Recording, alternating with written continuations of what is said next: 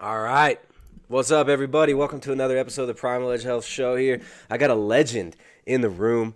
The man, the myth, the legend, Elliott Hulse is joining us today. I'm super excited to get started on this conversation. But first, let me make a little announcement from our sponsor. This podcast brought to you by Ancestral Supplements. Putting back what the modern world has left out, Ancestral Supplements offers high quality grass-fed, grass-finished bone marrow, nose-to-tail organ meats like liver, heart, kidney, pancreas, and brains in simple, convenient gelatin capsules. Order yours today from ancestralsupplements.com.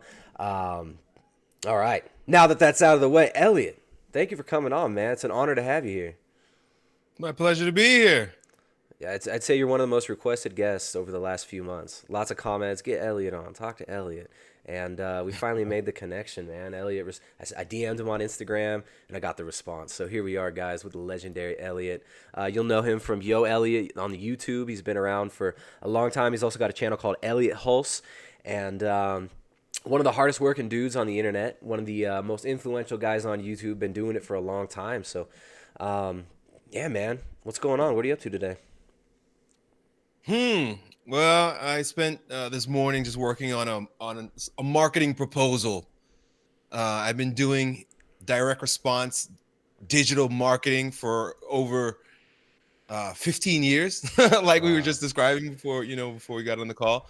And so I have a friend who's got a really good company, but they're in need of some help. So this morning I've been putting together some ideas and proposals for him.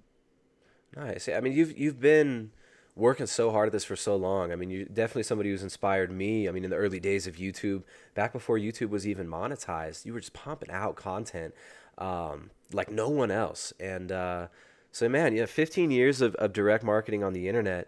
You ever get sick of it? Yes. Good answer. Yeah, like I stopped for like a good three or 4 years. I stopped making YouTube videos and I had to take a break. When was that? When did you stop? So like 2015, between 2015 and 18, there were a couple years there where I needed to get away. I needed to break off. I needed to stop. I needed to Mm. recover. Needed some new ideas, some new inspiration. Needed to just renew my commitment to what I'm doing here. Yeah, I mean, talking to the camera is not easy. You make it look easy. You've been doing it for so long. Um, but I mean, I remember your early videos. You'd be putting out a video almost every single day, and I think I do remember when you took that break. But the output that you've had on YouTube is just it's just crazy. How did you get into all this strength training? Strongman stuff. I know that's a lot of the audience probably knows you from your strength videos, strength camp, and whatnot. How'd you get interested in all this stuff? Man, I was born this way. I was born strong. Yep. My parents are from Belize, and my uncle lived with us. My parents are from Belize, but they moved to America shortly before I was born. Yeah. And my mother's brother, my uncle Elroy, was a beast, and he was in martial arts. He was a gymnast. He ran marathons. Then later on, he became a bodybuilder. But when I was really young, when I was like 4 years old, he was still into martial arts, and he would do like backflips and chop bricks with his hands and do all kinds of crazy Superman stuff right in front of me. And so not only did I have this man's genetics, because I'm built like my mother on my mother's side. We're strong. We're solid, stocky, and stalwart. Mm-hmm. And powerful. And so not only did I have those genetics, yeah, but I because I saw my uncle this way, I believed that it was possible for a man to be a Superman. Like, why shouldn't a man be able to do a backflip? Like, why shouldn't you be able to break bricks with your hands? Why shouldn't you be able to not be able to lift the weights and beat the bags and do all the cool things that he was doing? And he was teaching me and my brother. So like in kindergarten, I was doing way more push-ups and pull-ups, and I was faster than all the other kids. I used to take punches in my stomach for lunch. So like I would eat the other kids' lunch, and I'd be like, whoever make if you punch me in my stomach and I don't flinch, I'd eat your lunch. You give me a lunch. So I just stand there and I did line up one after the other. I just Yeah. take a beating in my stomach, and then I'd eat all the kids' lunch, and I get bigger and stronger. Yeah. I ended up playing football, and so I mean, I got a long history of just being in strength athletics, being in football, power sports. When I came to Florida 15 years ago, I discovered strongman. I fell in love with that probably even more than I loved football. And I competed as a strongman, became a professional strongman, beat the shit out of myself, made some YouTube videos, and here we are. Yeah. There you go. What year were you born, man? 1979. There you go. All right. So it was 87. Um, nice, man. So long time on YouTube. How'd you get started on YouTube? Like, what made you decide to start putting out videos and putting yourself out there? Because when you did it, it wasn't like, oh, I'm gonna become a YouTuber. I'm gonna make money off of ad money. When you started out, there was none of this monetization stuff. It wasn't about views. It wasn't about attention back then. It was a different world. For all you kids out there, all you Gen Z, there was a time when YouTube wasn't monetized, right? So this was when the internet was still here. This was after flip phones and stuff still. So for the kids watching, but yeah, dude, how did the whole YouTube thing come around? Well, I moved to Florida 15 years ago. I became a personal trainer. I was working in a regular fitness gym. I always knew I wanted to be a personal. I always knew I wanted to be an entrepreneur. My uncle, again, he had so much influence on me. Around like 1994, he quit his job as an accountant and decided he was going to teach people how to lift, and that was going to be his job. He was going to teach people how to lift and to lose weight. And this was like before it was even a thing. Like, there were no personal trainers back then. There was one certification. Yeah. I think it was ACE, and he took the ACE certification. I was in ninth grade, and not only did I fall in love with what he taught me with the barbell, because my parents bought me a barbell set, but I fell in love with the idea that you could work for yourself. I've never seen anybody do this before. I'm in ninth grade. Here's Yeah. my uncle, makes his own schedule, does his own thing, has his own job, has his own business. He's an entrepreneur. He teaches people how to lift. He does what he loves. And so in that moment, I was probably about 14 years old. I knew that was what I was going to do for the rest of my life. I was going to teach people how to grow stronger, and I was going to work for myself. Yeah. Yeah, Wow. man. So it was way before it was even a thing. So when I moved to, of course, fast forward, I was 14. I moved to Florida about 24. So fast forward 10 years later, I'm marrying my high school sweetheart when we had our first baby, and we moved to Florida. Um, I worked at a fitness gym. I did really well for about 6 months, and I had more clients than any other trainer there, and blew all their sales records out the water. And I was like, oh, this is time for me to go out on my own. And in order to do that, I had to study direct response marketing. So I dived deep into marketing, Yeah. and I learned how to rank in YouTube when it was like, not in YouTube, there was no YouTube, rank in Google, personal trainer, St. Petersburg, Florida. I learned how to gather leads and follow up with them. I learned how to close people. Um, the only problem was I didn't have a gym. And so after bouncing around from contract training in different places, I decided that I was going to start training people out of the back of my van in the park. Nice. Yeah, and I called it Primal Strength Camp. That Dude. was the name of it. Primal. There we go again. Man, It yeah, was we were called just talking about Primal this. I Strength didn't even Camp. know how much I was influenced by Elliott. He was already repping the primal stuff back in what year was this? That was my big brand. That Yeah. that was 2006, 2007. Yeah. Yeah, and that was my brand was Primal Strength, and Primal Strength Camp was the camp. I had a book called The Primal Edge. I mean, I was already way before there were influencers. I was doing all this stuff. I know as a pioneer. Yeah. And so with Strength Camp, with the Primal Strength Camps, which I later on just cut the Primal off and I started calling it Strength Camp, I was training people in the park with trash. I would fill up sandbags, and I had tires. We made tire sleds. We'd push my van. And because it was so cool and it was so unique and it was something that nobody else was doing, I decided to pull out my handy cam. I had this old, where you put like the disc in it. Yeah. Yeah. How old it is. My first camera was like this big and had like a disc, and I put in it. It was like a little square. Yeah. And I'd film the workouts. like this. I'd film the workouts like while the guys were working out, because I wanted them to show their friends. And so YouTube literally just came out. I Yeah. uploaded my very first video. You can see it on my channel, 2007. It's a bunch of guys flipping a tire at a park. And I wanted them to take that video and show their friends so that their friends would come to my strength camps and do the cool things that we were doing. So that's how I got started with my first YouTube. Look at all these people. These people are spending like $1,000 to buy tires now. You see these people buying brand new tractor tires in these gyms, and was anyone else flipping tires back then? I'm sure somebody had been. I was deeply influenced and inspired by Zach Evanesh. Do you know Zach Evanesh? That sounds so familiar. Who's Zach? The underground strength coach. It's so funny. Yeah, you got to check out Zach. Zach's amazing. Zach's an OG. Yeah. Zach is so OG that he OG'd me. He's the one he had a website that was called the Underground Strength Coach, and he started making YouTube videos, and he was training kids in his garage. He was a phys ed coach at the time, phys ed teacher at the time, and he's training kids in his garage with trash. And because I was broke and I couldn't afford equipment, I left the fitness gym. I was like, wow, this guy is doing some really cool stuff with garbage. He was filling up sandbags. He was creating his own equipment. He'd buy a bunch of used stuff and fabricate things. So I didn't even have a garage at the time. We were living in an apartment, my wife and I.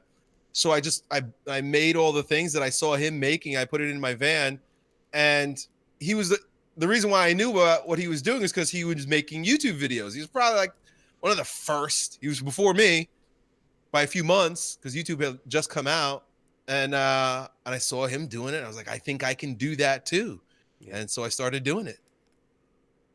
That's crazy, man. Yeah, the OG tractor tire flippers. They got CrossFit gyms buying these brand new ones now. That aesthetic, it's funny because the aesthetic that you kind of pushed, you can see it resonated with so many people, and there's still people who may not even know that they were influenced by that same aesthetic who are putting out content and going that same route. So you're literally pushing trash, flipping tires, and working out in the back of a van like some creeper in the parking lot. And and it resonated with people, right? Like people like what's real, people like what's visceral, and you didn't need a big budget, but you built this business for yourself from the ground up. Oh, we froze. That's right, man. It was definitely raw dog and dirty. Back? Yeah, we're back now. We caught raw dog and dirty. Yeah.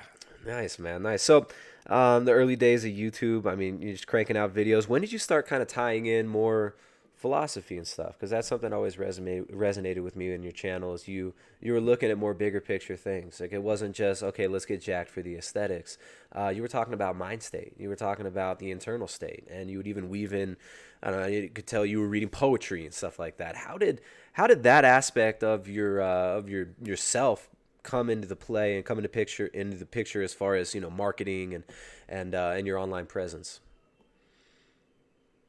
Well, that stuff has always been there. I grew up on Long Island, and a mixed race. And on Long Island, New York, it's very segregated. Like who you are and where you belong. Like on what side of the tracks. Like there are the Haitian kids, there are Jamaican kids, there are the Irish kids, there are the Italian kids, there are the Jewish kids. I mean, there's everybody there. But being from Belize and being of mixed race, I was posed the question very early, Elliott, what are you and where do you belong? And I couldn't answer that question cleanly. So I was led to philosophy at a very young age because maybe at around about 12 years old, I went to the library and I found the book called Who Are You? Or I think it was What Are You Really? By Rollo. No, it was not Rollo. It was Apollo May, who turned out to be a quantum physicist and a philosopher. That led me down some deep rabbit holes at a very young age. Prior to the internet, there was no internet, and I was learning about Alan Watts and Taoism, and there were so many things I was exposed to. So I would say that right up alongside strength training was this search for self that was always there for me, and I found myself a lot of who I am through the barbell. So when I started training clients, even when I was training clients, I would create packets and booklets, and I'd give it to them. that dive deeper than just nutrition, lifestyle, and fitness. I really wanted them to be their strongest self. I wanted them to be not just better looking and more fit. I wanted them to discover themselves and be the most awesome version of themselves possible. So I was doing this before I was doing it on YouTube. It was just a part of who I am. When I learned about marketing, I was highly influenced by Dan Kennedy. And one of Dan Kennedy's principles in marketing is that you can teach people everything that they need to know technically about your skill, your craft, your service or product in a matter of 10 weeks. He's like, once you've got the word out there and you teach them what they need to know, they really, most people can learn everything that they need to know about, say, for example, like, not that I know everything, but it probably took me about 6 weeks to learn about the carnivore diet. Mm-hmm. I was watching your videos, I was watching some other guys' videos, I bought a couple books. And so within about, less than 10 weeks, people get it all. They get it all. Like, what else can you possibly teach me? I mean, there's research, things will change, but basically I've got it all. The reasons why people stick around, the reason why, 10 months later, after I've learned everything that I would need to know about strength training from this guy, is because of where else are you taking them? You have to be able to take people different places. So almost like dating, like when they say one of the rules when you're dating is that you meet at a particular place and you appeal to the person, to the woman's, whatever sense of whatever she wants from you, buy her a drink or I don't know. But the whole idea is that that's when the journey begins. And so then you take them to the next step and you show them a little bit more about you. Here's what I look like when I'm in a different setting. Here's a little bit of some deeper aspects of me that I think you might find interesting. So people come for the technical information, but they stay for the personality. Yeah. And that's what I learned. Yeah, well said, man. Yeah, it's an interesting concept, right? You're taking the audience for a ride. You're bringing them into your reality to a certain extent. Right. Yeah. So how did the fasting come about? Like you mentioned carnivore, which I want to get into that in a little bit. And I've been kind of tuning in and out of your journey over the years, right? Like watching where you're going as far as diet goes. I've seen a lot of your stuff on fasting recently. How did you become interested in like hardcore fasting? Because we talked to Snake Diet guy a few months ago, maybe 2 months ago, and you guys, you two seem to have a very, very similar interest in the fasting now. What's going on with that? Well, my first prolonged fast was 19 days in 2002. So I've been fasting since I was about 22, 23 years old. That was the first time I did it. And it was a religious fast. So again, I've for a long time, forever been into philosophy, religion, God, spirituality. These things interest me. And so I came across the Baha'i faith. And apparently they fast like the Muslims do once a year for a season. So for a 19, which their months based on the lunar calendar are 19 days. And so from sun up to sundown, you don't eat and you don't drink. So it's a dry fast from sun up to sundown. And it revolutionized my body. It changed my mind, my character. At the time, the science around fasting was so minimal. I mean, just like the past 3 to 5 years, all the science is coming out. But back then, no one was doing it unless you were religious, right? I mean, those are the only people that were doing it. Why else would you do it? Why else would you not eat? It didn't make any sense. And so all the information that I gathered and all the inspiration that I gathered with regard to fasting came from religion. So I'm not eating. And I'm changing. My body's changing. My mind is changing. My character's changing. And all I could attribute it to is the blessings being rained down on me from the Lord above because I'm being obedient to the law of fasting. I didn't know about autophagy. I didn't know about the stem cells and brain rejuvenation and ketosis. I didn't know about any of this shit. Yeah. Those terms really didn't even exist back then. So that was my first experience with fasting. It's funny you use the words like obedience and stuff because it seems like you've kind of taken, maybe you're at like a fork in the road now, like with kind of your philosophical outlook on life, because it used to, as I remember, there was a lot of that rebellious energy before, right? Got a lot of fighting against the system, fighting the man, and it seems like you've kind of taken an interest in like Eastern Orthodoxy, and I've seen some of you were recommending that book, The Way of Ascetics, and you mentioned the Jesus Prayer. So I think I don't know. It's kind of interesting seeing this little turn. What's changed lately, and why are you using words like obedience instead of rebelliousness these days? Wow, because I'm not a kid anymore. Like I grew up. Yeah. I'm a man now, and men have boundaries. And so I remember, a lot of my disobedience. I even had like a poster behind me with Henry David Thoreau and a lot of my videos that said disobey. And I was libertarian, and I still hold on to a lot of those values.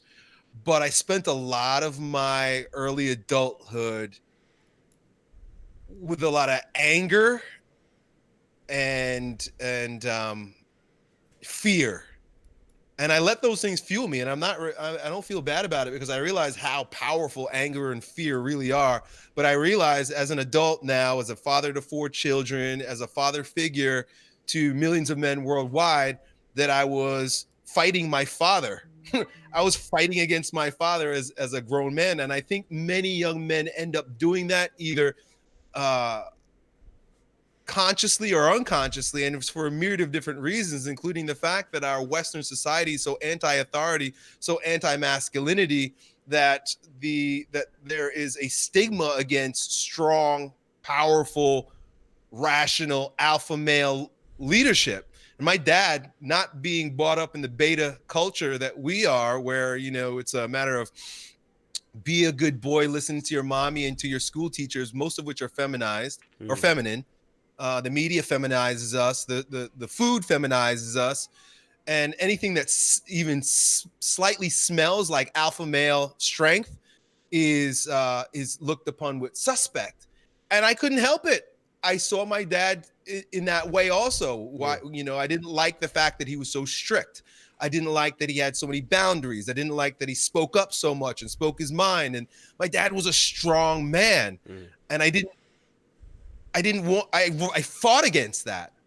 And so I'd say these past 5 years or so, as my children are growing up and becoming teenagers, as I've worked with and consulted and advised so many young men, as I've explored my own weaknesses and vulnerabilities and the reasons why I did things the way I did them, I realized that I was rejecting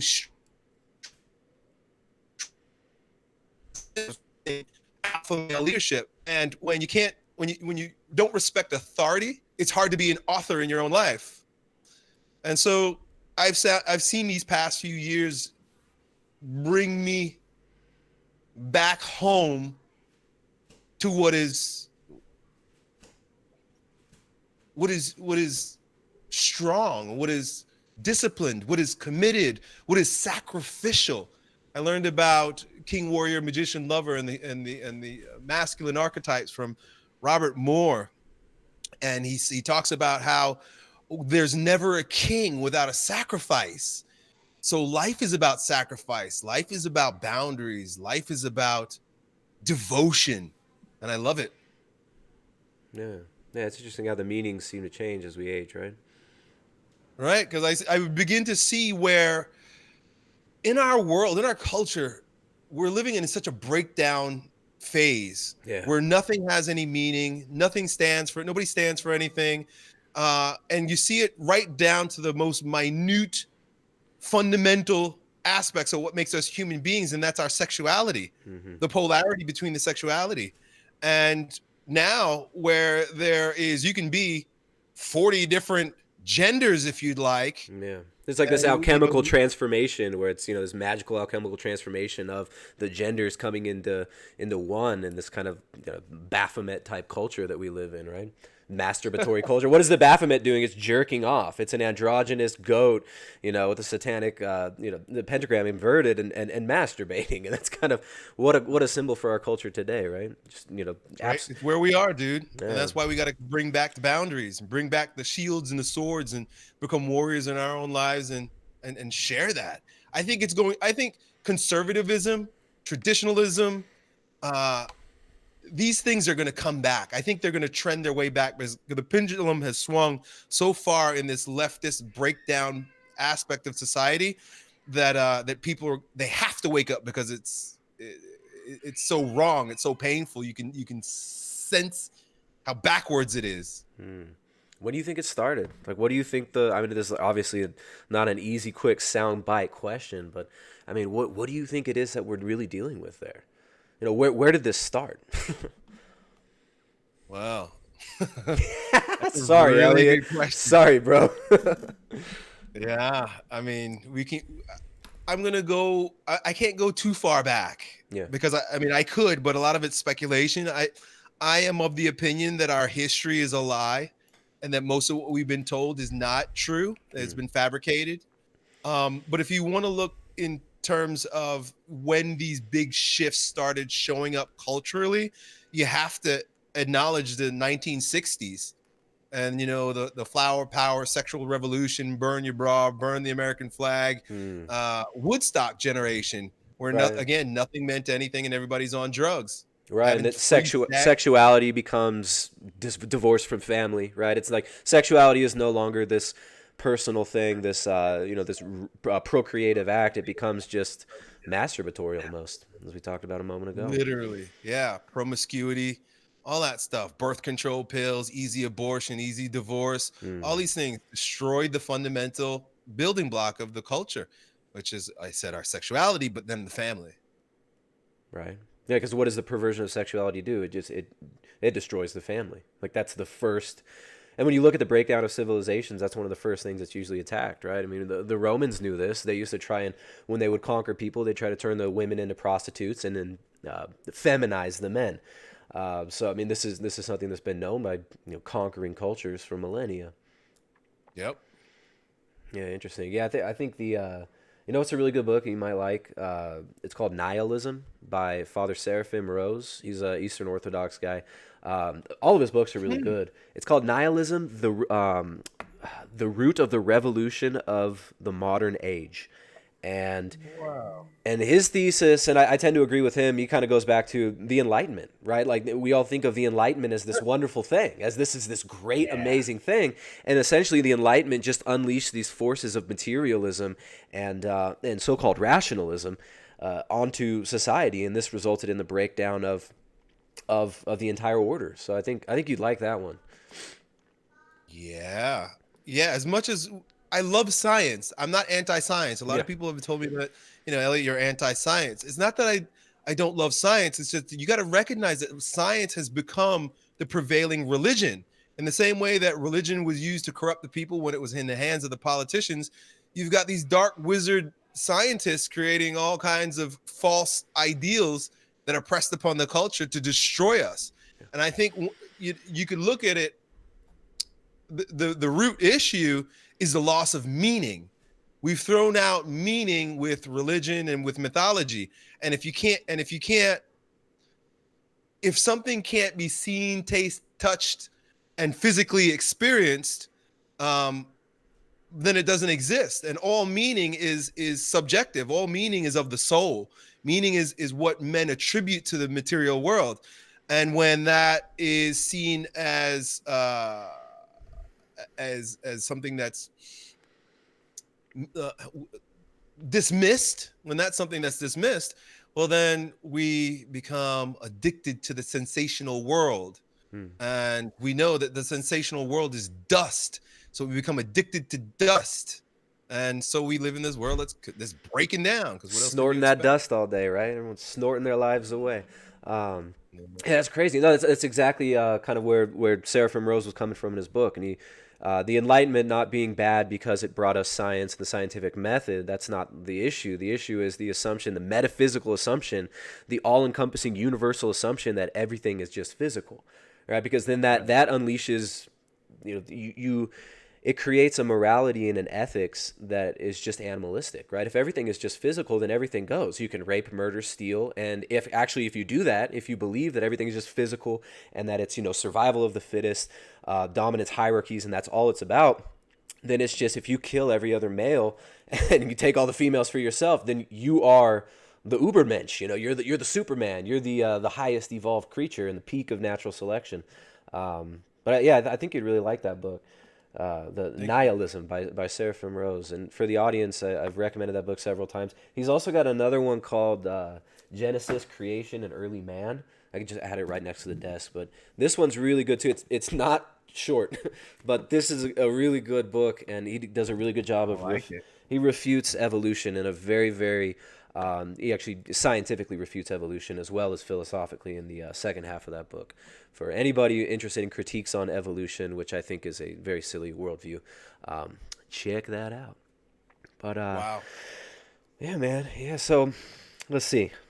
We don't want to get too deep here. Let's bring it back back to reality for some of the audience. But we got a real tendency to really go deep into some of these subjects on the channel here, and I'm always down to talk about some of these things. But you mentioned like, media pushing the feminization of men. Um, I mean, do you see this increasing? Like, do you see this becoming more and more of a problem today, or what do you think about the feminization of men and the destruction of manhood in general? Well, where do I begin? So you mentioned media. So media is a matter of educating the public, public relations. The manipulation of the minds of the people. And it's so funny because I even watched a cartoon from like the 1950s. Like, Mm. this is way back in the day.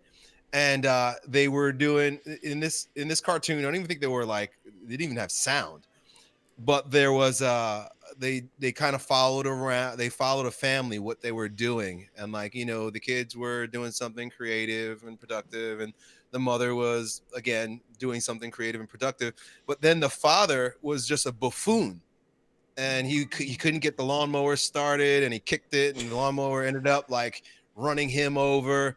And so it's interesting that we live in the Homer culture society today, or what's the new cartoon with the The with the with Family the big Guy, you got fat, that one yeah, the big too. fat dumb dad, the Yeah. big fat dumb dad. Um, but then we look at what happened with Bill Cosby. Like, Yeah. where are the strong masculine alpha male leaders in the homes on our television shows? They're either acting like women, or they're acting like one of the children. More accurately, they act like more like one of the children with the wife, and the mother is oftentimes like the hero and the smart one. You even see it in the movies. I was watching the new Incredibles movie with my kids not too long ago, and like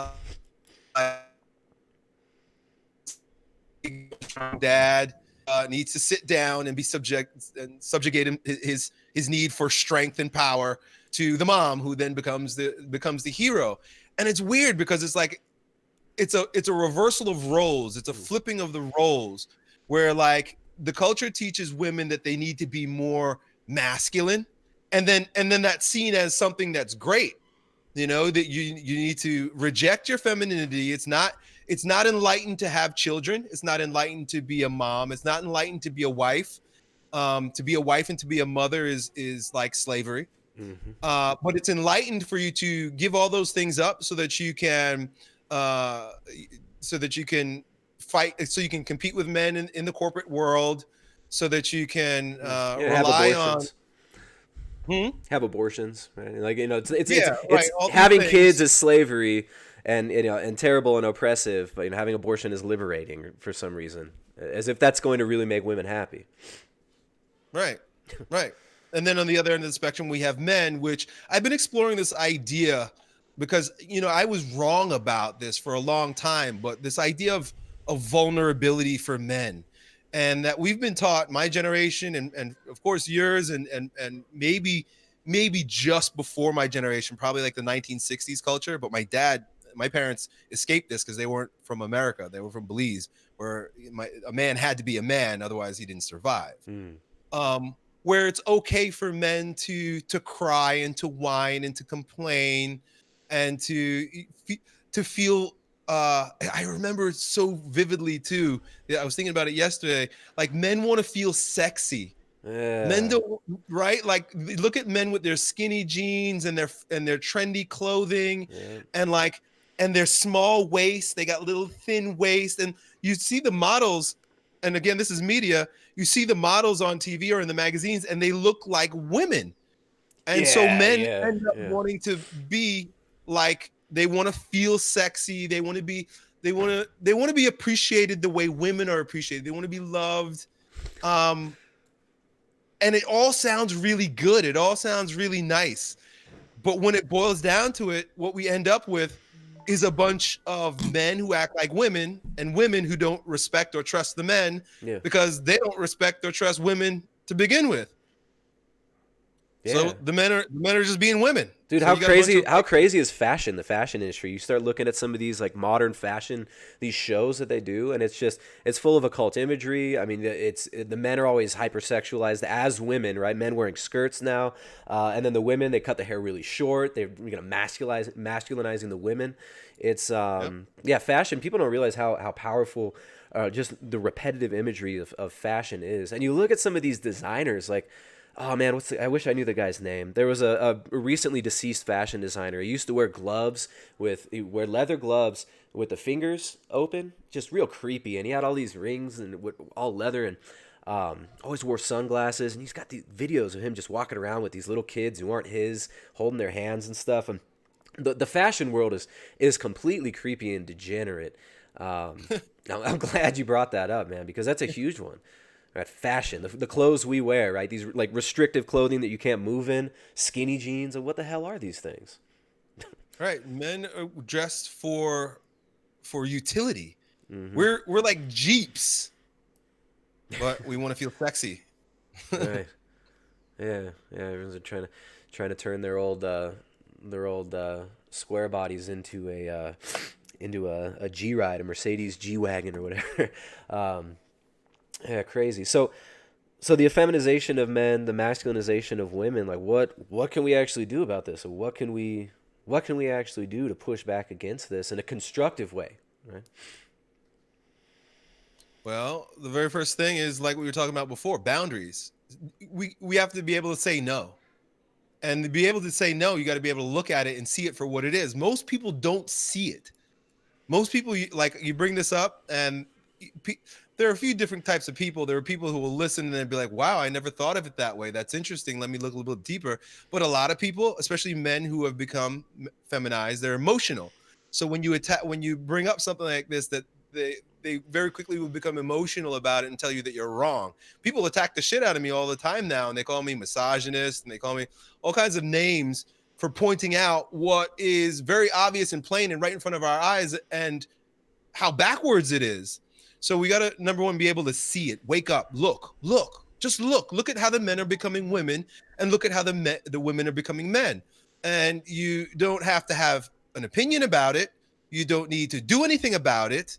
You don't have to judge or evaluate it, but you got to see it. You got to be able to see it. And a lot of people just can't freaking see it because it's been so beaten into their brains and deeply embedded into their consciousness since the time they were children. And like I said, they're emotional about it. So a lot of times they are that. And when you attack something like that, or you speak like that, people think that you're attacking them. And so we got to wake up out of it. And then when we can see it, I think Martin Luther King said something like, there's evil in the world, not because there are evil men, but because there are good men who sit by silently while evil is being done. We're living in a day and age, literally right now, where the line is drawn in the sand, and you're on one side or the other.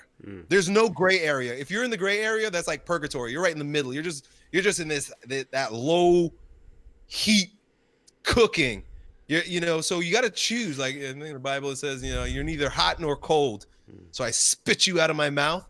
Well, right now, you got to be either hot or cold. You're either with your daddy, the devil, and the degradation of the society and the degeneracy and the decadence, or you're with righteousness, with truth, with boundaries, with light, with what's good. Wow. Yeah. Yeah, it's funny, you mentioned like the vulnerability being kind of pushed, right? We're supposed to feel vulnerable. You're supposed to feel emotionally vulnerable. But it's funny. It's like, culture is just gaslighting you, right? Like, oh, don't you feel vulnerable? Don't you feel lost? Don't you feel confused? Hey, look, you came from a monkey. Here's your great grandmother, a fucking rat. It's like, here's what a man should do. Here's, Will Smith open mouth kissing his son on television. This is the imagery that we're given. And then we're told, oh, it's okay to feel vulnerable. Don't you feel vulnerable, right? And it's kind of like an inversion, right? I mean, instead of being, open to, being humble and realizing that we're not God, that we didn't make all this, that we're not in charge of all this, instead of being humble and realizing that we've made mistakes and that we need to be better, it's like, it's just this weakness that we're supposed to constantly feel, right? This broken Right. down, it just turns us into like a ball of goo that we can just be formed by, marketers, by Madison Avenue, and by imagery on television. It's a science. It's like the breakdown of the psyche and the molding of people. It is a science. The behaviorists believe that you don't have a soul, you don't have an internal state, and there's not even a reason to believe that man has his own thoughts. There's just reactions. And right, everything we see today in the mass cultural programming, this comes out of behaviorism, which makes the same metaphysical assumptions of Darwinism, and we're all just physical beings, we're all just animals, and I mean, look what we get. We get this bestial society where people are Right. completely depressed, and the kids are shooting up schools, and it's just it's absolutely insane. So I don't have a question at the end of that. It's just just a statement that came to mind. Yeah, it's where we are. And I think awareness is transformative in and of itself. So that's really the place to begin, is to be able to see what's going on, and don't let the sunshine rainbow culture have you believe that it's all good, because that's all based on emotion. When they try to shove that down our throats, it's about feelings. And when you make men vulnerable and you make men into women, they no longer think, they're no longer rational, they're no longer walking with God, which means walking with logic, walking with nature, walking with the Tao. They're walking with the serpent. They're behaving more like women, and so they make their decisions based on feelings and egalitarianism and fairness, and that Yeah, goes that's a against funny thing, nature. right? Fairness. Like, oh, that's not fair. I want what Elliott has. Look, Elliott's got this cool chalkboard, and I don't have one. That's not fair. Give me your chalkboard, Elliott. It's a Right. funny jealousy, envy culture that's being bred, and it completely destroys us spiritually. Um, wow. Yeah. So the feminization of men, the masculinization of women, and we mentioned diet a little bit too. Now let's get into that. A lot of people come here to talk about diet, and we talk about carnivore, keto, and low carbohydrate ways to improve performance, improve just the basic functioning of the human body. I know over the years that you've done a lot of different stuff. You're always experimenting, but how did you come into the whole carnivore thing? You mentioned that we talked in private messages on Instagram before. You mentioned you were kind of trying out carnivore a few weeks back. What's up with that? How'd you come upon this stuff? Dude, so it's fascinating. Back in like 2002, once again, I came across the work of Weston A. Price. Are you familiar? Yeah, we've done a whole series on basically read his book and a bunch of streams. Yeah. Man, that was eye-opening, big time, and really colored my nutritional philosophy for many years. So there was that. I learned about Weston Price, and I studied his stuff, but then I experienced what he was speaking about in that book firsthand when I discovered that I was having gluten intolerance. Again, this was back in 2002. Nobody was talking about gluten intolerance back then. Now, Yeah. a lot of these words are catchphrases, and people, they get to the point where they're what's that word, where they're apathetic about it. They're just like, oh, that again. But you got to remember, this no one heard this before. I never heard this term before. It didn't really exist. There was no internet. Well, there was an internet, but it wasn't really like it is today. Yeah. And so I was having some really bad digestive issues and skin issues. And a friend of mine who taught me about Weston A. Price said, you got to eliminate grains from your diet. Mm-hmm. You got to stop eating grains. And within a week, I stopped eating grains and I'm healing. I'm feeling better. I'm having more energy. I lost a lot of weight. This is way before I even knew what ketosis was. I didn't know it was a thing. I just knew that I was not eating carbs and I was eating a lot of meat, and I was looking and feeling a shit ton better. And I did that for quite a while until I became a professional strongman. And when I became a pro strongman, I decided to just throw it all out the window and eat like I was a dump truck. I would eat everything. Yeah. And so I was fat, I was bloated, I was strong as hell. But then when it was time for me to get back to my health, um, I went back to eating mostly meat. And it wasn't until like this year, like maybe like January or February, that I started Googling and looking into carnivore, where like you guys are eating nothing but meat. And I was like, wow, that's crazy, because I was eating vegetables and I was still having some problems. Yeah. I was getting some inflammation in my skin. And I'm like, I only eat vegetables. I eat some nuts. And I'm like, what else do I got to freaking eliminate? This is crazy. And I Right. heard like, Jordan Peterson and yourself and a bunch of other guys.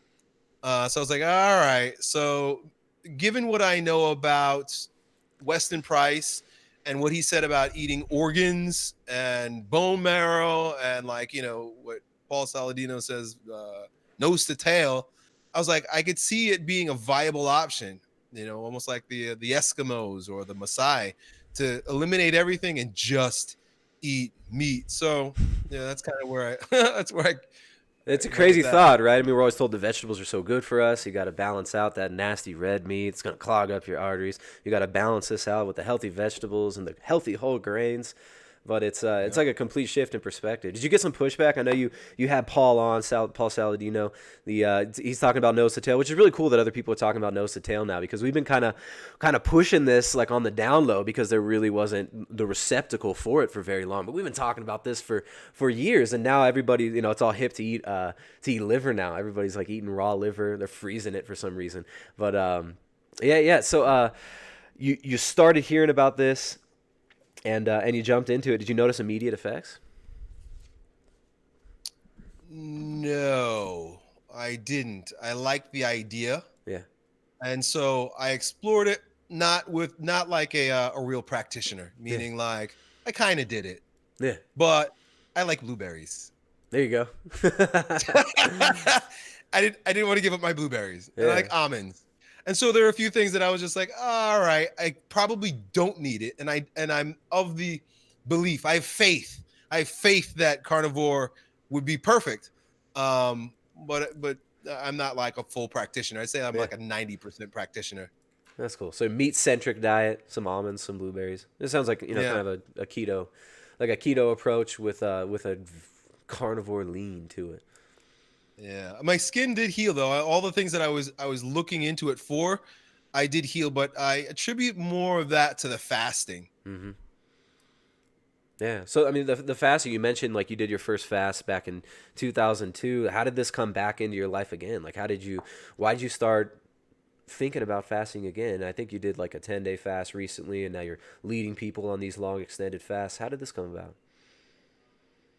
Well, I started intermittent fasting in like 2008, when Brad Pilon's book Eat Stop Eat came out. Nice. So again, this was like before it was popular again, and I was doing it and I was getting great results, and I put it in an ebook. I wrote an ebook called Lean Hybrid Muscle, and I was teaching people how to build muscle, and I get to put a diet in there and stuff like that. But I had one day where you didn't eat and people were freaking out. What do you mean? I'm gonna lose all my gains, and Yeah. this is crazy. I never skipped a meal before. And but it turned out of course, I had all the scientific research from Brad Pilon to kind of like give me the confidence that this is okay. You guys, you'll be okay. You'll be all right. I was all right. To put it in there, and then people loved it, and they were getting great results. And so it made a comeback in my life, and it made a comeback in my in my ministry, in my teaching. I taught people that it's good to go 1 to 2 days a week where you don't eat until dinner time. That's the way I was doing it. It was OMAD. So you do OMAD. So you'll eat. I think also I was really influenced by Ori Hofmeckler. Okay. I Yeah. really liked his warrior diet. So it was kind of like a, eat, stop, eat, warrior diet thing. I did that on and off for many years until, like I said before, I had to take a break from YouTube. I had to take a break. I had some soul searching to do. I had some tunnel work that I needed to do. And I remember at the time, like God was urging me. And a lot of times, I wish I could say I listen when God talks, but I don't. I need to either get kicked in my head or I need like proof. Like, come on, God, I don't trust you right now. And I didn't trust. And God was saying, Elliott, stop eating. I remember vividly, like, and I was telling people, I was like, I think I'm going to stop eating. I think I'm going to like just not eat for days. And I didn't have a plan. It was just something that came up in me and I didn't trust. I like advised, I was doing coaching with like I had coaching. I had a coach and I was talking to different mentors and I was like, this is what I'm being called to do. And I think I want to do it. And they all talked me out of it. I listened to them and it was, and I paid heavily for it because then my life really got dark and I started getting injuries. I started getting sick. I was having depression and I was a mess until last year, fall of last year. It was like the sense came back to me. The still small voice whispered in my ear again. It was like, Elliott, stop eating. And so I began with like one first thing I did was a nomad. I called it a nomad because it's no meal for the day. And I was like, I don't know if I can do this. And I went a whole day without eating. And then I went 3 days without eating. And then I went 5 days without eating. And I just built up some momentum over between like November of last year and April of this year, where I just kept pushing the envelope, pushing it, until I did a 10-day right before my birthday. And I love it. And I can't wait to make it a part of my life where every quarter I'm doing a prolonged fast. Every week, every day I do time restricted eating. I've decided to go back to strongman. I'm competing in strongman again. Nice. And my goal is to get as strong as I can, but stay as light as I can through this practice of time restricted eating and prolonged fasting. And so far, so good. So you want to be the only not fat straw man in the world. Well, there are a lot of guys now. Like, it's funny to watch a lot of the strongmen coming up they're lean. They look like bodybuilders on their off season. Interesting. And a lot of them they're doing intermittent fasting. They realize they don't need to be eating all day long to grow stronger.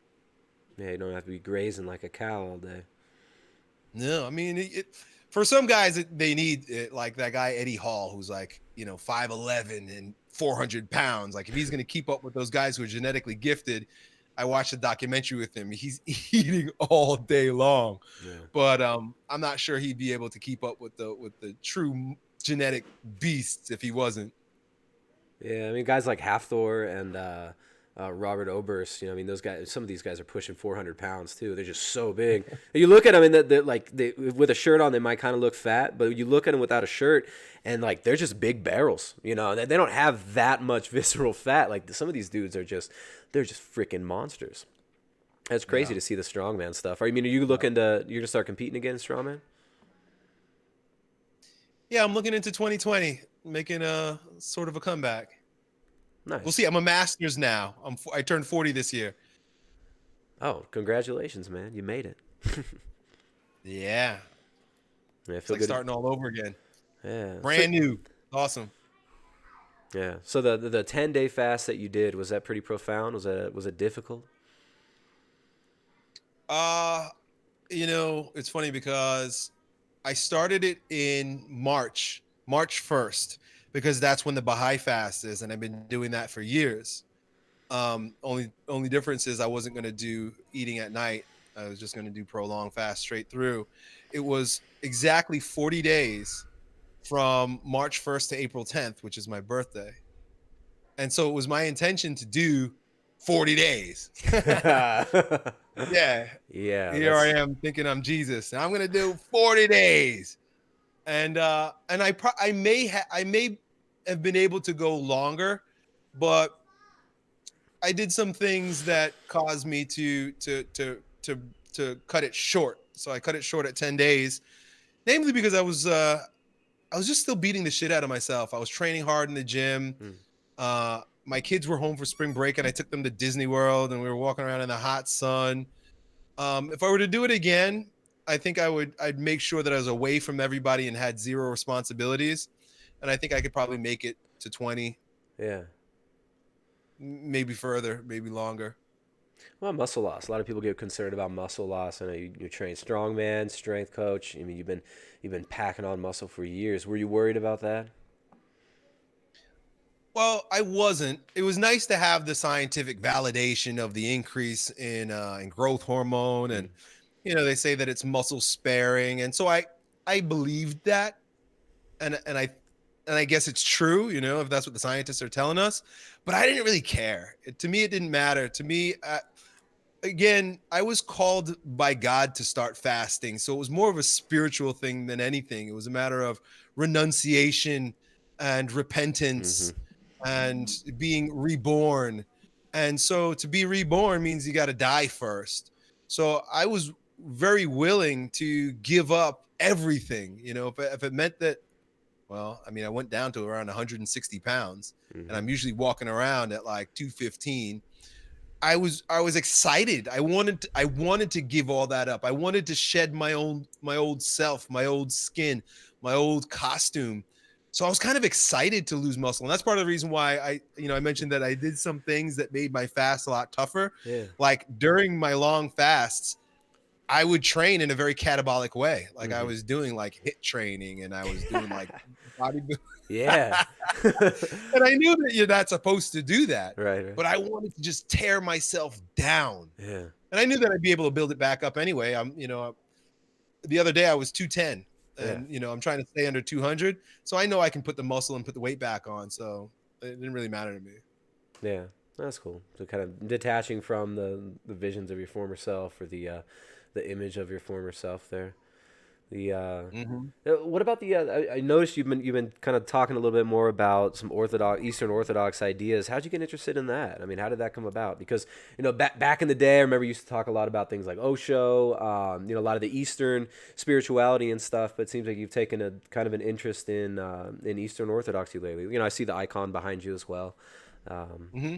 yeah, if you don't mind, how did you become interested in that? Well, it's through the fasting. Yeah. So when I was preparing and I was doing all these prolonged fasts, I wanted as much information and inspiration to to support me as possible. And so, I was getting all the new books from Dr. Fung and Dr. Mercola, and Sim Land had a really good book. So I was reading all these books about the science of fasting, the practice of fasting, and all these secular ideas. But I also knew that for thousands of years, our masters, the manifestations of God, Buddha, Krishna, Muhammad, Jesus, these guys all fasted. So I spent a lot of my early adulthood studying Eastern philosophy, Eastern religion. I was well aware of how the Hindus and the Buddhists would fast, but something in me wanted to explore a uniquely Western approach to spiritual fasting. And it's interesting because in the West, Christians don't really fast. Hmm. But even though Jesus fasted, and Jesus told his students to fast, and when the students didn't fast, he would like chastise them. There's this one story where the students, his disciples, couldn't heal this person who had demons. I think it's epilepsy, Yeah. but like had convulsions. This person's all screwed up. We now know that like epileptic seizures can be healed with ketogenic diets and fasting and stuff like that. But back then, they didn't have ketogenic diets. Jesus was like, when they were trying to figure out why the disciples couldn't heal this guy, Jesus was like, these types of demons don't come out but by prayer and fasting. Hmm. And he's basically telling them, if you want to heal yourself, if you want to in many ways exhibit the power of God, you've got to fast. So it was just so confusing to me. I grew up as a Catholic, and then being exposed to a lot of the Western churches, what do they call them? Protestant. A lot of Yeah. the Protestant denominations, Yeah. Yeah. like they do all the other things that quote unquote Christians are supposed to do, but nobody freaking fasts. And so when I really started digging, I found this term, the idea of asceticism and Western asceticism, and how it began with the Greeks. and how the Greek Orthodox Church developed the practice, and how Greek Orthodox Christians and those who are practicing still fast up to 100 days a year. Yeah. You're supposed to fast on Wednesday and on Friday, and then there are all these seasons of fastings and holidays for fasting. And with that came I discovered the works of the patriarchs, the fathers, and the Philocopeia, and like these writings, and they were all like early, like first through third century monks writing about their experiences of fasting and asceticism, and I fell in love with it. I thought it was great stuff. Yeah, it's interesting. It's funny. You start going back and you realize there's this whole history in Eastern Orthodoxy that we don't really learn about in the West, right? Like the Western Church, the Roman Church it's very, very different. Everything from the iconography, the way worship is done, there's a huge difference. And then especially between Protestantism and Eastern Orthodoxy, very, very different. So yeah, that's cool. I think it's interesting. I think you probably like this book, The Genesis, Creation, and Early Man as well, by Seraphim Rose. Definitely recommend this one. It's a big, thick one. But everything by Seraphim Rose. He's got another one called Orthodoxy and the Religion of the Future, which is he wrote it in the 70s. Have you read that? No, but I believe it. Like the whole pendulum swinging thing and us living at the most broken down time of society. I really believe orthodoxy it is. Not even that I believe it. If you look in Russia and you look in a lot of the Eastern countries, you look in like what's happening in Italy, what's happening in some of the South American countries, like they're coming back to orthodoxy and conservatism. They want it. They're hungry for it. Yeah. Yeah, it's funny. Yeah, I think you'd like this book as well, Orthodoxy and Religion of the Future. I mean, he gets into the UFO phenomenon, how this ties in with kind of the modern zeitgeist, the spirit of the age. I think you would really like that book as well. But yeah, everything by Seraphim Rose, I think you definitely resonate with, because he was like a modern guy. He was around in the 70s. He was giving seminars to a lot of the same kids who were going and watching Osho speak, right? Like he was talking to a lot of these same people that are getting really into the Eastern religion, and he was just saying, look, essentially you're going to hit a dead end with this, and there is something that's much more that actually can account for truth and can account for things like beauty and give us a solid foundation of reality. But yeah, man, it's like we've had the rug pulled out from under our feet, and we're raised in this nihilistic culture. And it's funny. It's like it's edgy and rebellious now to have like a family, or to believe that there is really morality, or that we shouldn't kill babies in the womb. It's like somehow this you're like an edgelord if you believe in God now. It's pretty crazy. It's complete reversal. Yeah. But yeah, it's fascinating to watch the pendulum swing. What do you think? Kind of going back to the changes over the ages, and grounding it back in the reality of YouTube, whatever this is. What do you think about the changes on YouTube over the years? I mean, you've been in this game for a long time. You were in it before there was even monetization. What do you see happening in the YouTube world lately, and what kind of changes have you witnessed in your journey? I know it's a very broad question, but you could take it wherever you want. Well, you got to understand that I always looked at YouTube as a lead generation source. That's all it was to me. It wasn't a matter of helping people. Of course, when you're a trainer and when you're creating products and programs that help people lose weight and be their strongest version of themselves, you're helping people. But I didn't see YouTube as a mechanism for doing that. I didn't see YouTube as a business itself. I didn't know about YouTube monetization. And there was no such thing as YouTube. Well, I didn't know about the fact that you could be a YouTube celebrity. These things didn't exist for me. But these are the things that most people hang their hat on with regard to YouTube is, can I make money with YouTube, and will I become famous with YouTube? Well, to me, it was just the top of a funnel. And every video I made was a matter of, can I get people to click my link and subscribe to my email list so that I can sell them ebooks and courses?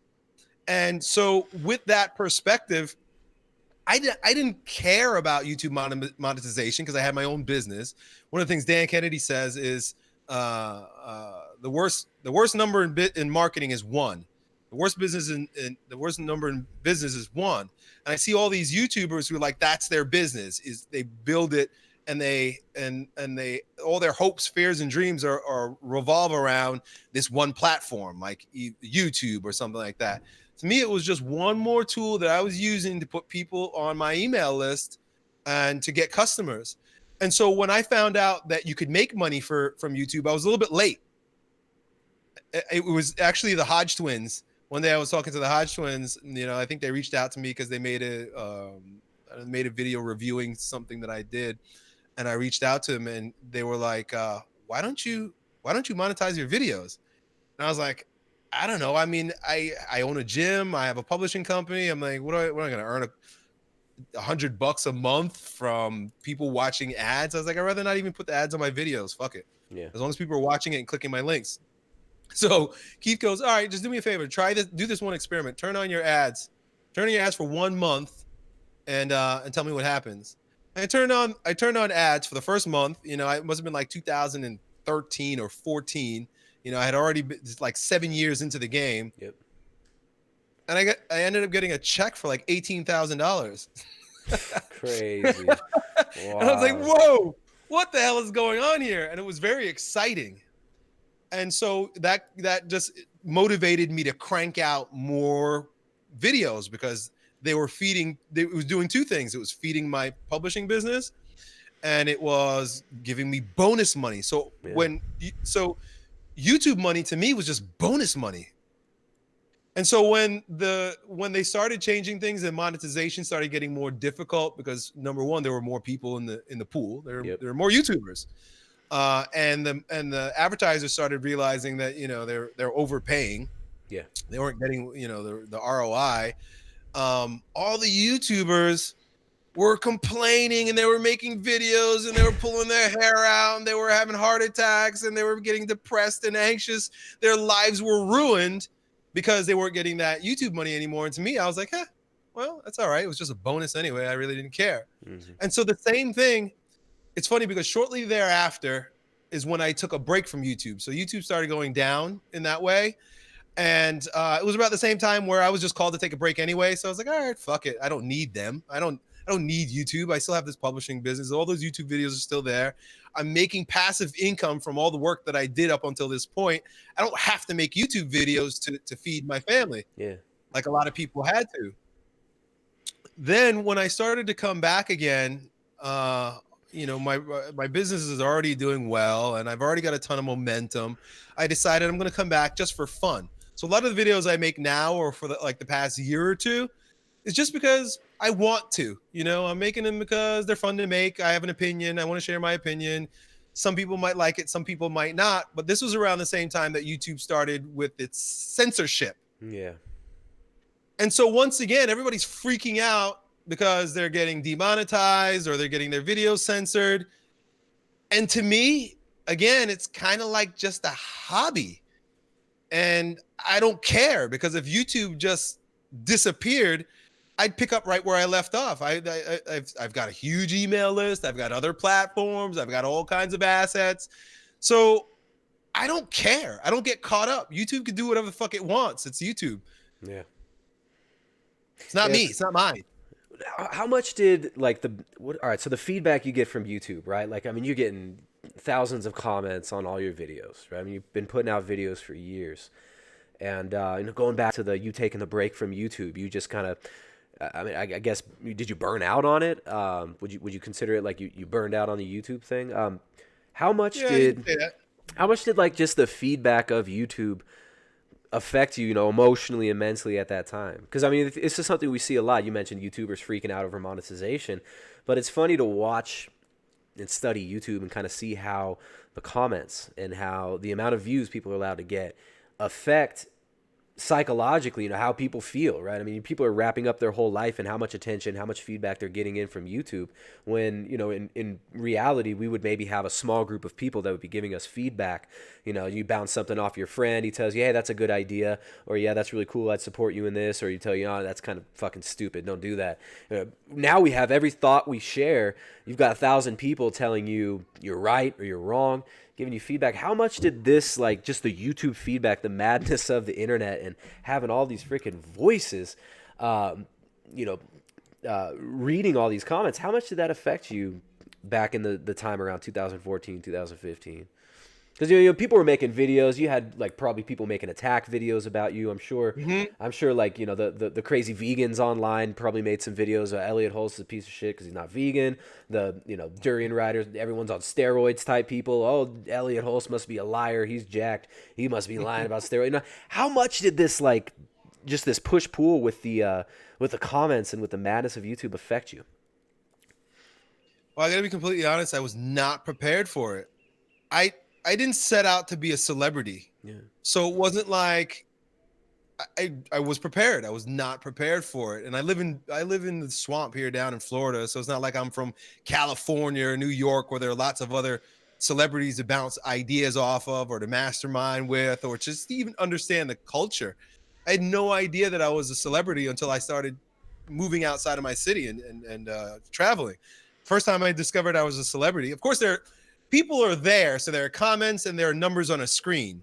But the first time I discovered that there are actually real people behind those numbers was when I was traveling in Gatlinburg, Tennessee, of all places. And like, I took my kids to Dollywood and we're going like on a ride. And like half of the rides, the teenage boys that were like taking the tickets at the rides were asking me for my autograph.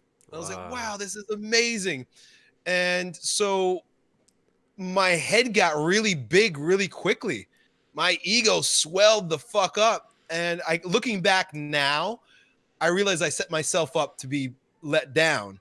And so I really began to believe that I was what everybody was telling me who I am, Elliott, you're like a god. Elliott, you're the greatest thing that's ever happened to me. Elliott, you're magnificent, awesome, good looking. I wish I was you. I wish you were my dad. All these like amazing, beautiful, wonderful, ego boosting comments I allowed to get to my head and it was so unconscious because I really began to believe that's who I was. Yeah. And it wasn't until, and they say pride before the fall.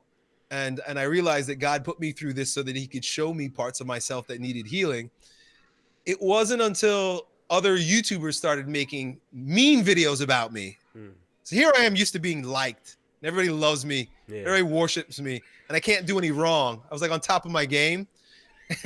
And I never expected, because I was never like a YouTube fan. Yeah. I never watched other people's videos. I never went to YouTube to search for things. I didn't consume YouTube or content to that great degree. I was still a book reader. I'm old school. So I get all my information usually from reading books. I buy books. I was an Amazon addict, but I didn't go to YouTube. So I didn't realize how many other people were out there creating content until my fans started saying, hey, look, this guy made a mean video. Angry. And hey, look, this guy made another YouTube video about you. And I'd watch it and I'd get upset, or I'd be sad, or I wonder why people don't like me. And it really bursted my bubble. It really humbled me and put me back in my place. And so I did have that, that pendulum swing in terms of all of the positivity that could come from it. But then again, and I think it's for everyone, because you live as an icon in people's minds and they don't necessarily know who you really are. Yeah. And then I started identifying with the reflection in the mirror, which is a very dangerous thing to do. It's like, no, I'm here. That's just the reflection of you in the mirror, Elliott. Don't get too attached to it. And then that mirror was shattered when people didn't like me and were saying mean things about me. Wow. That's a big one. What was that? Thunder and lightning, bro. We're having a huge storm right now, so if I glitch, that's why. Yeah, I saw it was like rattling the window behind you. That's crazy. What good timing, man. How funny, yeah. You see it a lot on YouTube, though. It's just something that this is the most fascinating thing about YouTube to me, is the human aspect of it, right? Like, you get to watch these people over the years talking to themselves on camera. And it's just it's a funny process to see. You're frozen on the video. I'm not sure if you could still hear, but I'll let's see. We might have just been lightninged and thundered out of this Google Hangouts, guys. But yeah, the YouTube madness is real. I mean, you see it out there every day, and I think the vlogging is always a funny phenomenon to me.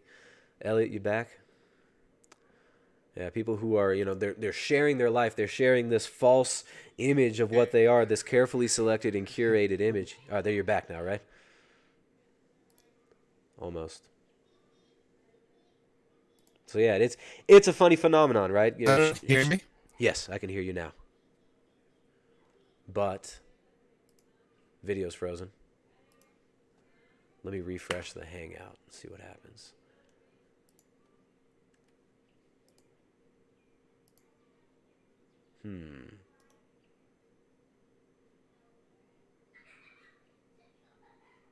Just reload it. All right. Well, Elliot's still in the call. We'll see. We'll wait for for the internet to come back. But what good timing! What interesting timing there. Talking about the madness of YouTube.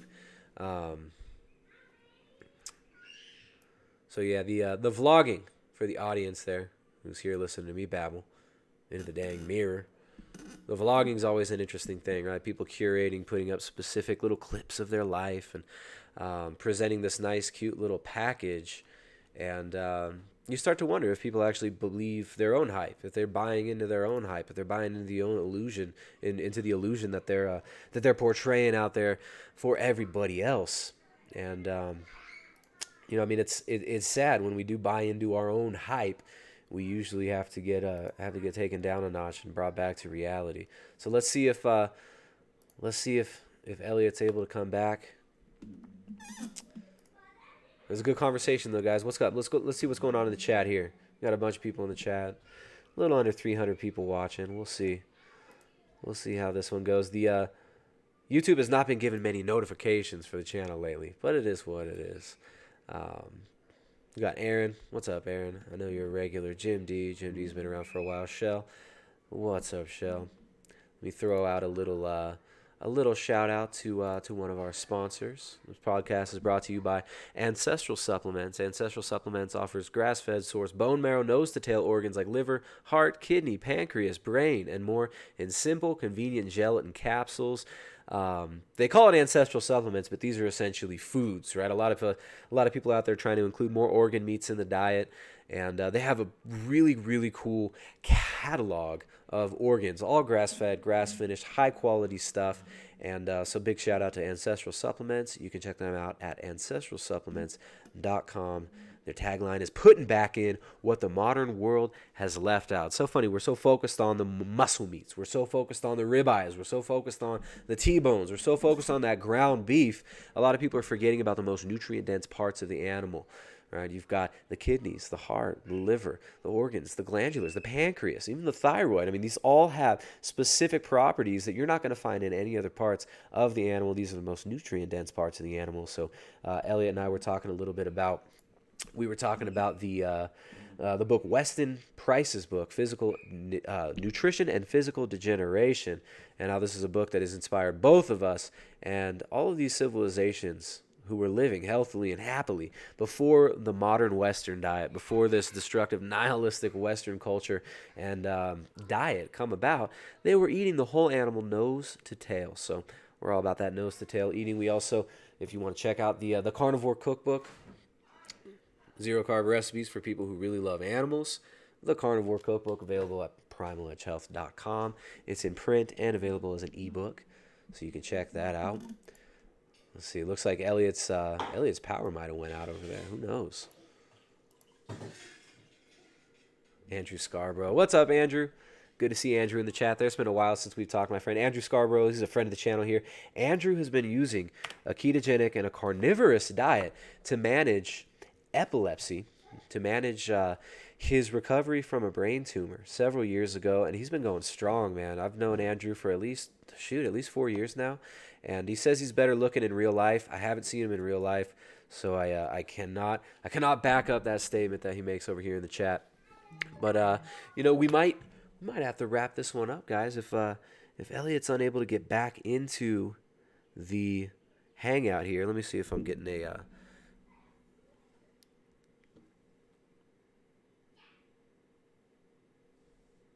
Oh, he's back on Hangouts. All right, let's see.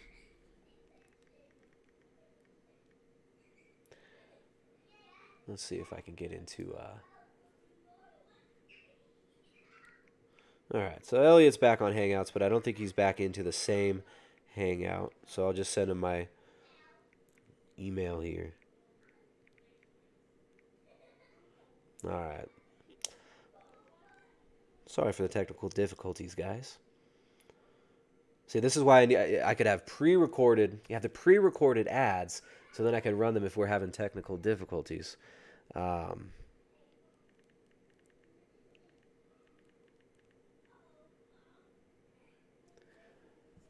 let's see. It says he's in the. Oh wait. Join Hangout. All right, there he is. I'm back. Hey there. It's funny because it Yeah, popped. sorry about that, man. We got this huge storm coming through. Yeah, no, it's all right. It gave me a chance to babble into the mirror at the invisible people on the other side. Um, so that was very interesting timing. We were talking about the kind of how YouTube affects people's mental and psychological health, and I mean that comes down to social media, right? Like as somebody putting out content on YouTube, it's kind of like a lightning rod.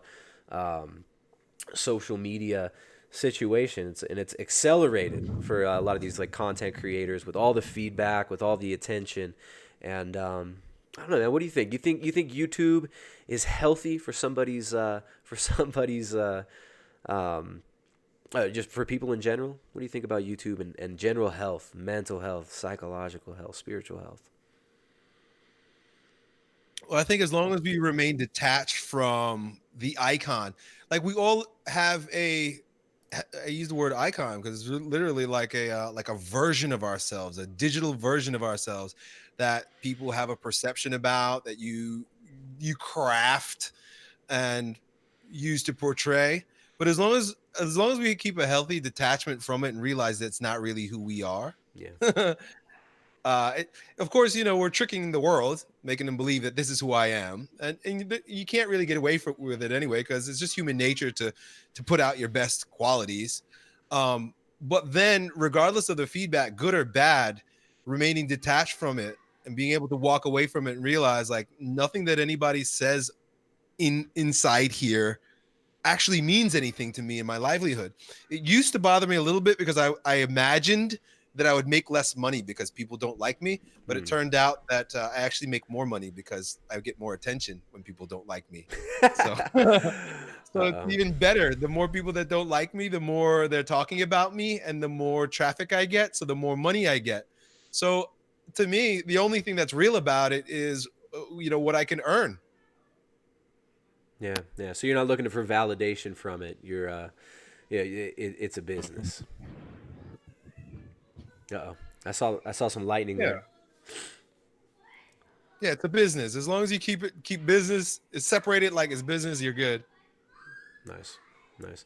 Well, yeah, we've been going for almost 2 hours now. I don't want to keep you too long, man. But if you don't mind, I sometimes like to do a little rapid fire word associations. It's always fun. So I'm gonna throw out a few words. You just give me, either one sentence or one word if you want, or a paragraph response. So yeah, let's start with TV,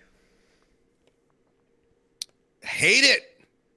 social media, Love it. Hollywood, Hate it. strength, Love it. failure, Medicine. family, Love. transhumanism, Weird. soy,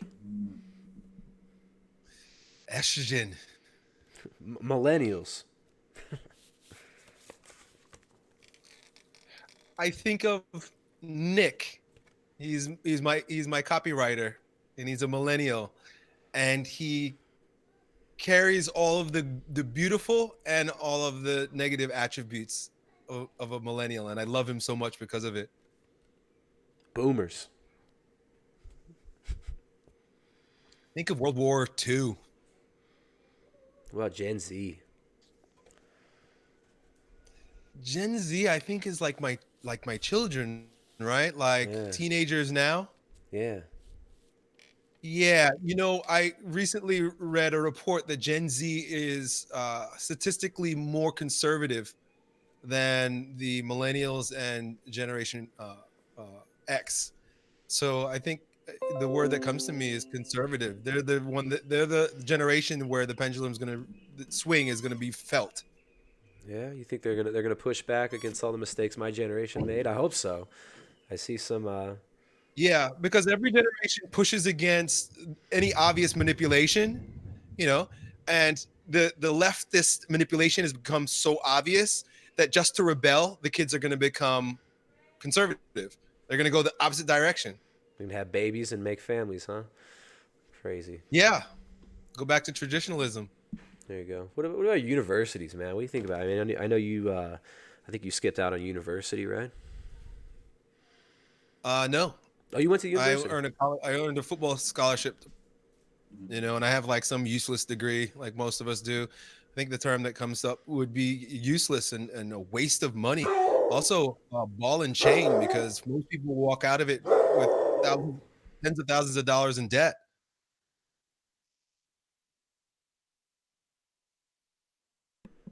Sorry. Hey, come here. Barks on his way up. It's just my wife out there. I don't know what he's tripping about. Yeah. It's funny how much money we spend and how much debt we incur just to get this piece of paper, and then it ends up just locking us into an identity too. Right? I mean, how many people do you know that are just completely miserable, but making $500,000 a year, working their awesome job as a doctor, a veterinarian, or a lawyer, but yeah, the university system to me it seems pretty damn outdated. Yeah, I think it's going to collapse, just like the healthcare system has to collapse. I mean, a lot of these infrastructures that we rely so heavily on, uh, I don't think can just be reformed. I think they literally need to go away and be reestablished.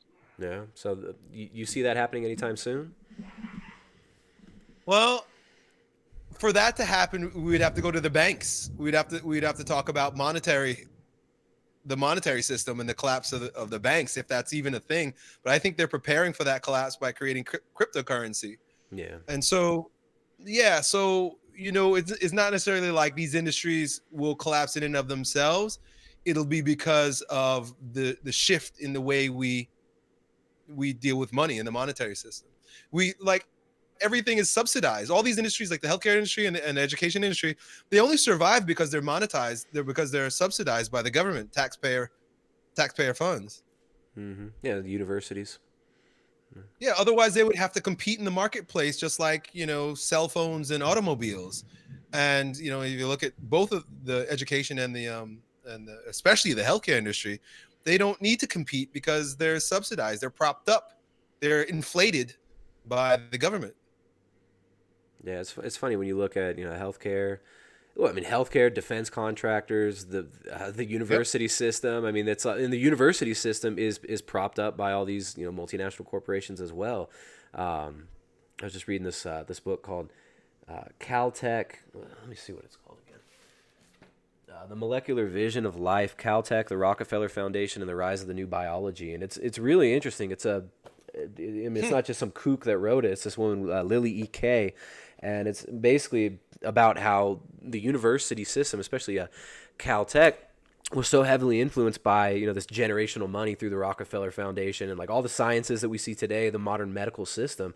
It is propped up from big foundation money that was funneled through these universities like Caltech and Stanford, Harvard, University of Wisconsin to create what we see today in the modern medical system, the modern the biological sciences, and the roots of it are in eugenics. The people who were into this stuff, who started the molecular biology system, they were heavily involved in the early eugenics movement. It was basically a pivot from eugenics to what they called genetics, and then you get plant genetics, GMO, and ultimately cybernetics and Google and all that stuff. But yeah, no, it's a crazy the history of these institutions that we take for granted and that we pretend are so great. I mean, most of these are recent.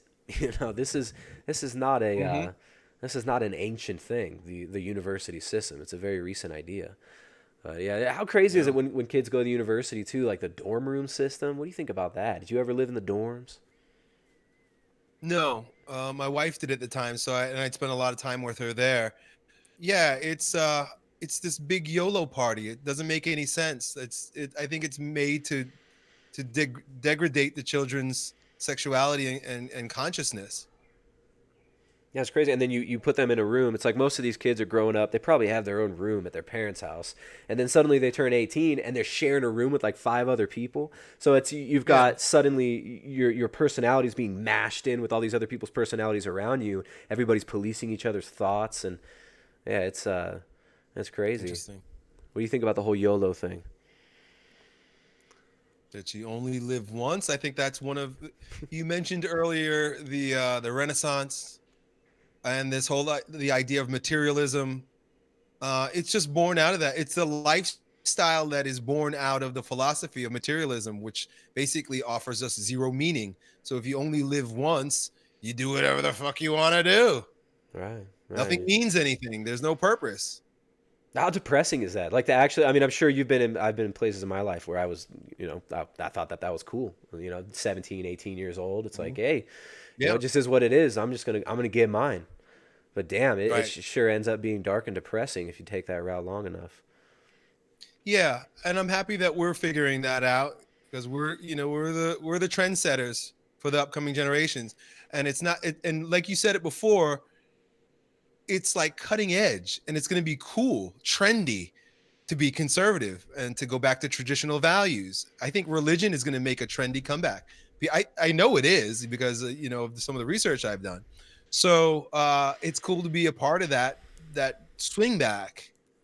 But I see it because I was there too when I was. It wasn't very long ago, where I was of that mindset because I grew up in this culture. But now I see its ills, and I'm so happy to be speaking against it. Yeah, yeah, it feels good, right? Even though you get a lot of pushback against you, and a lot of people will really hate you for pointing out what's really going on. I mean, there's nothing more freeing than being able to tell the truth and not give a shit about what other people say. Hmm. There you go. Well, Elliot, I don't want to keep you any longer, man. I'm gonna try to wrap this up. It's been an honor talking to you. Old school. Cool. Yeah, it was fun. Yeah, dude. It's been really nice getting to know you. Thanks so much for coming on. And for the audience, you guys can find more at primaledgehealth.com. Make sure to check out Elliott Hulse. Where can they find your stuff, Elliot?